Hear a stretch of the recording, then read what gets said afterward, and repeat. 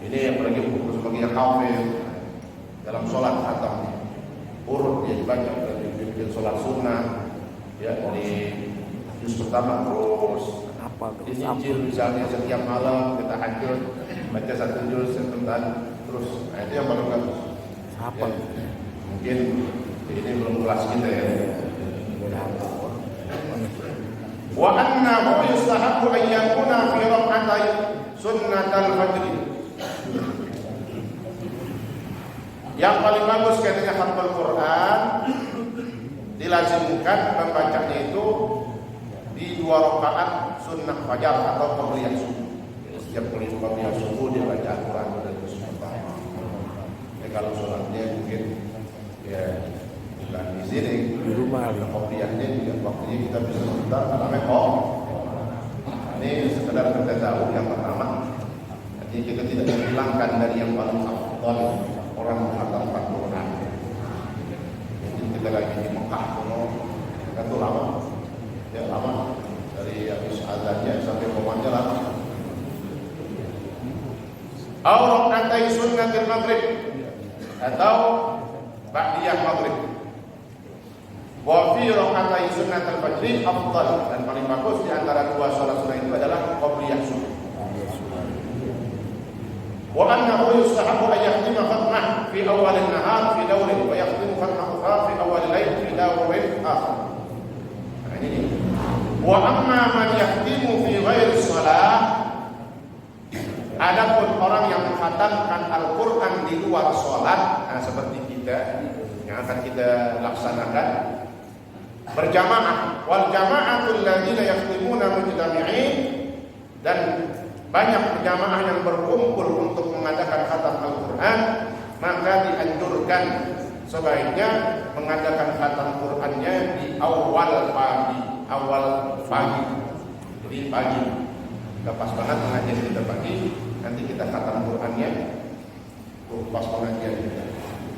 Atau fi awalil lail, atau pada waktu awalnya malam, habis maghrib. Waktu yang paling bagus untuk mengkhatamkan, membaca khatamul Quran adalah pagi habis subuh atau habis maghrib. Kalau mau pagi ya habis subuh, kalau mau malam ya habis maghrib.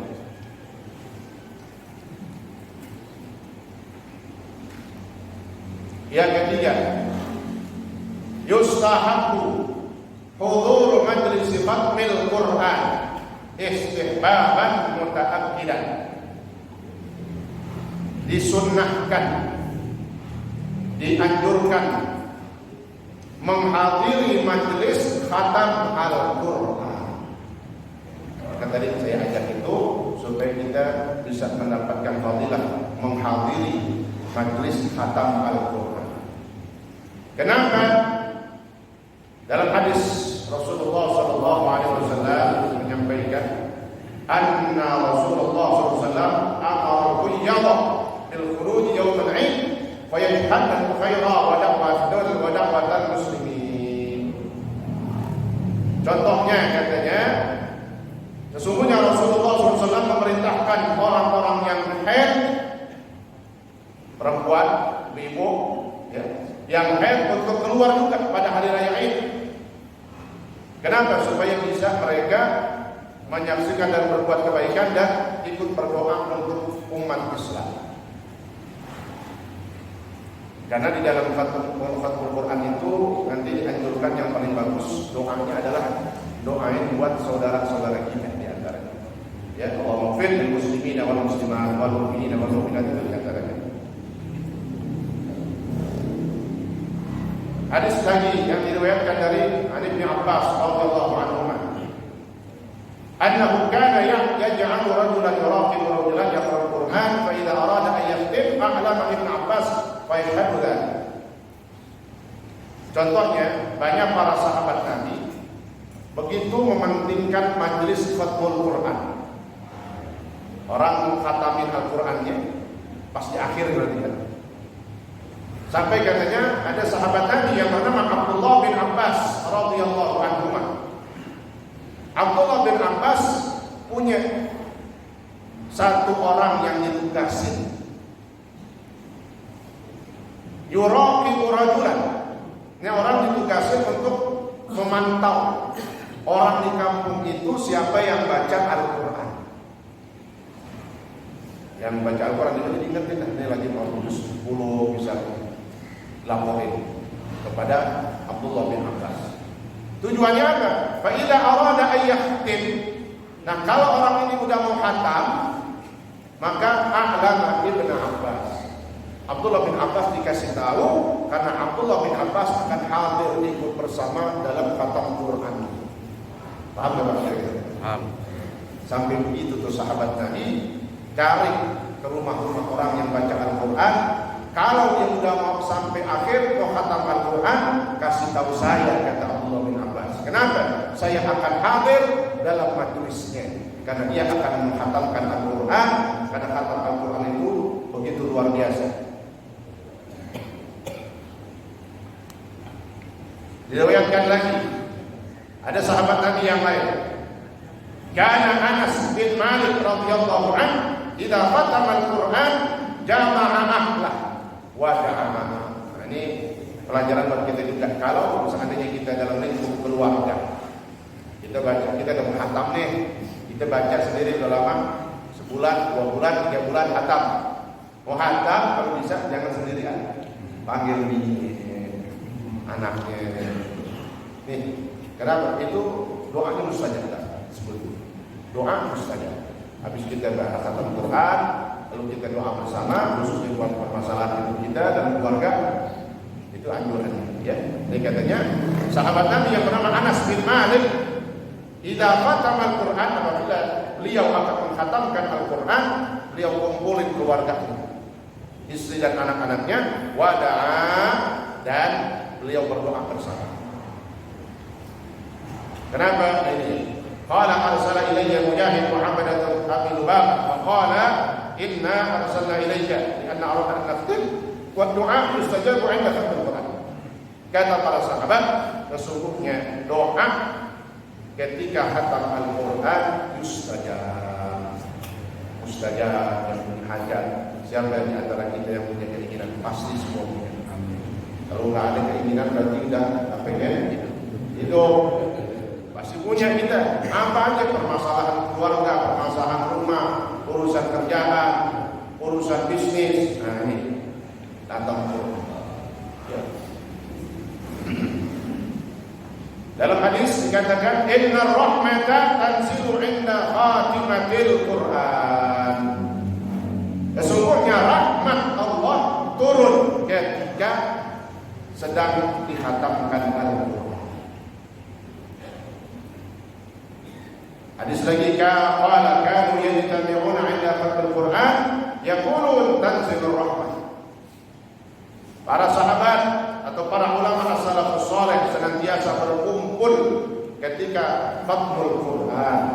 Lalu mereka berkata, tanzilur rahmah, telah turun rahmat Allah Subhanahu wa taala. Kenapa kata Nabi, man qara'a al-Quran amana ala du'aihi 4,000 malakin. Ini mustajabnya di antaranya sebabnya kenapa katanya? Kata Nabi, siapa yang membaca Al-Quran kemudian dia menghatamkan lalu dia berdoa, amana, maka doanya diaminkan oleh 4.000 malaikat. Itu majelis khatmul Quran mahalnya di sini. Karena yang kita baca, yang kita khatamkan adalah firman Allah yang telah kita baca, ya, dari juz pertama sampai akhir, sampai kita menghatam Al-Quran. Jadi majelis khatmul Quran dihadiri oleh 4.000 malaikat dan ikut mengaminkan dari doa-doa kita. Jadi inilah tujuan kita mengadakan khatmul Quran, yaitu supaya menambah keberkahan dalam hidup kita. Selain kita menuntut ilmu, mendengarkan ilmu langsung, juga kita menghatamkan Al-Quran. Jadi bervariasi dalam ibadah-ibadah kita. InsyaAllah semuanya dapat kita lakukan dan kita semua diberikan taufik dan hidayah oleh Allah Subhanahu wa taala. Kemudian ada juga hal yang berkaitan dengan pembacaan Al-Quran, ya, karena ini berhubungan dengan Al-Quran, maka saya beritahu juga print-printan daripada beberapa kitab tentang cara membaca Al-Quran dalam sholat, yang mana masih banyak ditemukan kekeliruan, khususnya dalam tartib atau urutan surat. Rakaat pertama bacanya kuliah, ya. Rakaat kedua asmuni kulhu, ya. Karena urutannya kuliah duluan, baru setelahnya kulhu. Meskipun kagak nempel banget urutannya kan, nggak langsung, tapi yang penting dari segi urutannya dia memang kulhu ini setelahnya kuliah. Ada orang yang baca misalnya apa itu? Misalnya alam nasyrah. Rakaat pertama alam nasyrah. Rakaat kedua wadduha. Itu yang mukhalif, yang kurang afdal dan kurang bagus. Sah tetap, ya, tapi itu kurang afdal. Maka di sini dikatakan faslun fi tartibil qiraah. Pasal yang menjelaskan tentang urutan membaca Al-Quran, baik di luar sholat, apalagi di dalam sholat. Artinya kalau di luar sholat sama, baca Al-Quran kembali dari An-Nas. Ini baca, beda sama pendidikan anak. Itu sampai ulama ini dalam kitab Al-Ifan ketutin. Amma sibyan, adapun anak-anak kecil dalam pendidikan mereka kadang ngapalin juz amma dulu kan. Nggak apa-apa itu. Kenapa? Itu yang lebih mudah untuk dihafal untuk tingkatan mereka. Buat anak-anak. Tapi kalau orang dewasa ngapal Quran ya dari awal. Paham tuh ya? Beda. Jadi kalau dewasa itu anak kecil gimana? Itu dibedakan. Karena mereka juga untuk mengenalkan Al-Quran, membiasakan dengan Al-Quran, juga untuk memudahkan mereka menghafal dari surah-surah mufassal atau surah-surah pendek. Nah, adapun membaca yang sebenarnya harus sesuai dengan tartib urutan Al-Quran, itu dia di dalam mushaf. Surah pertama berarti apa? Al-Fatihah. Lalu setelahnya Al-Baqarah dan seterusnya. Di sini al-ikhtiyar ayyaqra ala tartibil mushaf. Yang menjadi pilihan yang bagus itu membaca Al-Quran sesuai dengan tartib urutan mushaf. Jadi paham ya urutan mushaf ya? Itu udah yang kita baca itu Al-Quran.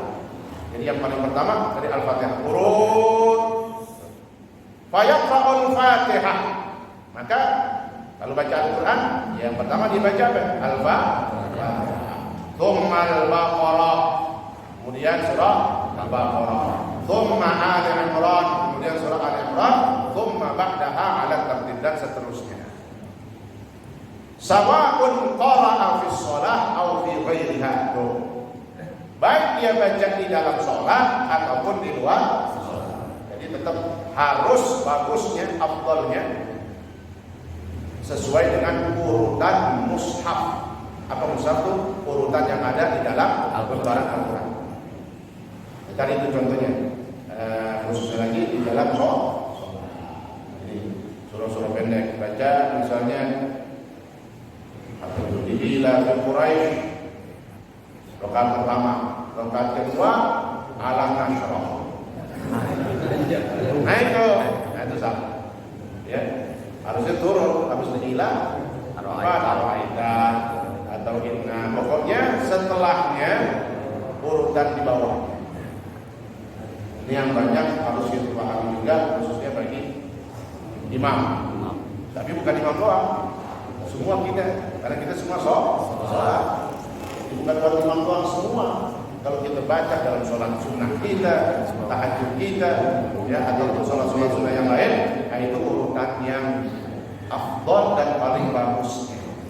Memang lebih khusus lagi di imam, karena dia akan didengarkan oleh orang dan orang bisa menilai. Hatta qala ba'du ashabina idza qara'a fi rak'atil ula surah qul a'udzu birabbin nas. Misalnya rakaat pertamanya qul a'udzu birabbin nas. Ya. Gimana? Aku ulang lagi an-nas. Nah, jawab di sini. Langsung hatam. Seandainya dibaca surah ayat rakaat pertama an-nas, yaqra fi tsaniyah ba'da al-Fatihah minal Baqarah. Di rakaat keduanya baca al-Baqarah. Memang agak kelar, mungkin beberapa ayat.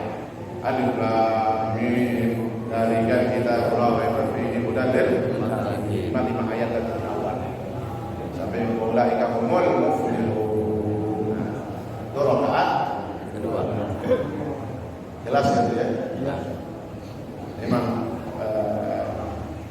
poin-poin yang penting dalam keseharian kita yang harus saya sampaikan dan buat koreksi saya juga semuanya. Karena kalau ikutin pengajian kita kadang nggak masuk, kadang babnya ya, ketinggalan atau kelamaan. Nah, makanya mumpung kita masih hidup, masih bisa dengar, juga saya masih bisa nyampein. Takutnya saya belum sampaikan dan keburu kagak ada ya.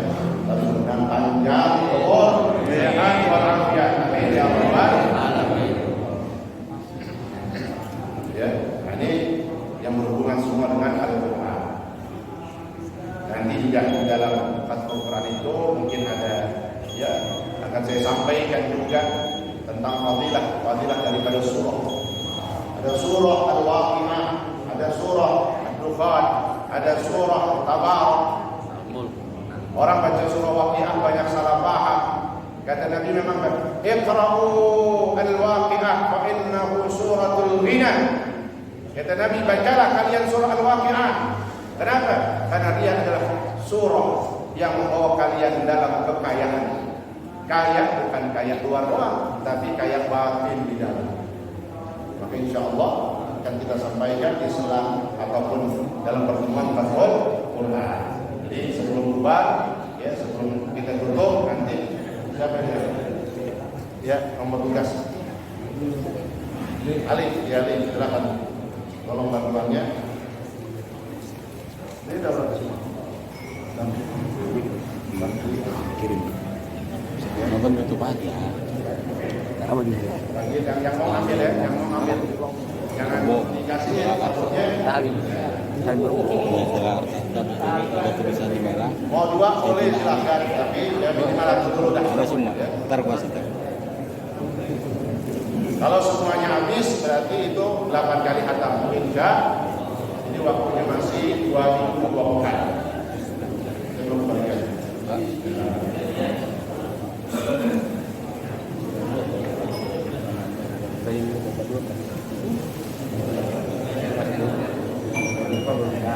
Boleh kan? Ini sudah atas itu sudah selesai.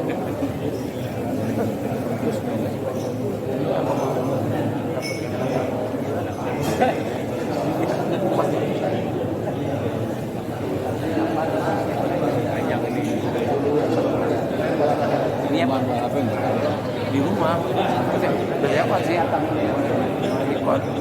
Terus nyari buat malah yang lama-lama, baru-baru. Talim aja talim. Talim berapa? Bisa. Ya. Ntar naikin sama merah sini Ali. Oh sini Ali. Ya. Talim membuat dengan bahasa. Ntar pas tahu. Siap bisa gini sih. Ya saya lihat mana yang lama-lama. Silakan saya lagi ya.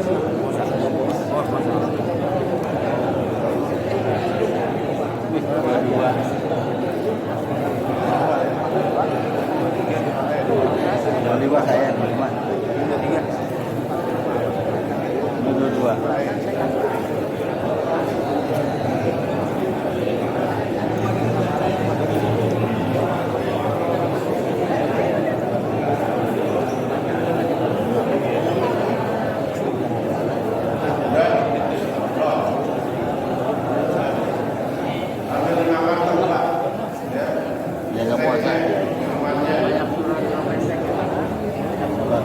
Kalau udah 25 ke atas mas suratnya pendek. Enggak bagus mas. 5 bis lagi.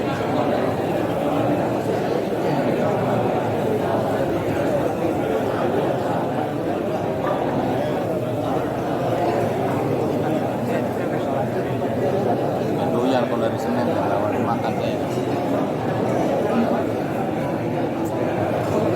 Sampai di sini dari jamaah sekalian ada yang mau ditanyakan silakan. Kalau mau bertanya silakan. Ada yang bertanya? Ya silakan. Hadirin ya. Dah.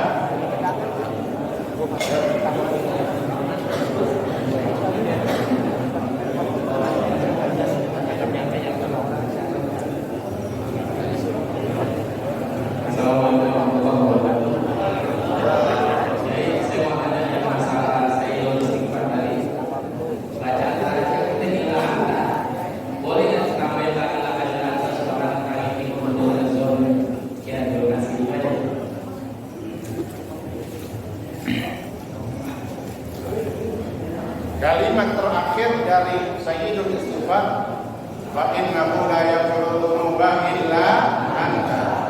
Sampai disitulah Sayyidul Istighfar. Adapun kita mau tambahin setelahnya, la ilaha illa anta subhanaka inni kuntu minadh dhalimin. Itu sifatnya tambahan dari kita. Adapun Sayyidul Istighfarnya tetap sampai la ilaha illa anta illa anta. Kita mau tambahin, silahkan. Ya, kalau pertanyaannya mau sudah mungkin banyak wirid-wirid kita. Kenapa? Katanya la ilaha illa anta. Itu kata Nabi dalam hadis, siapa yang memasukkan dalam doanya kalimat atau doanya Nabi sebut, Nabi Yunus, la ilaha illa anta subhanaka inni kuntu minadh dhalimin, maka sabiqul ijabah. Doa yang di dalamnya ada la ilaha illa anta subhanaka, kalau sendiri ini, kalau berjamaah inna la ilaha illa anta subhanaka inna kunna minadh dhalimin. Kalau berjamaah, kalau sendiri ini untuk minadh dhalimin. Mudah-mudahan bermanfaat. Amin.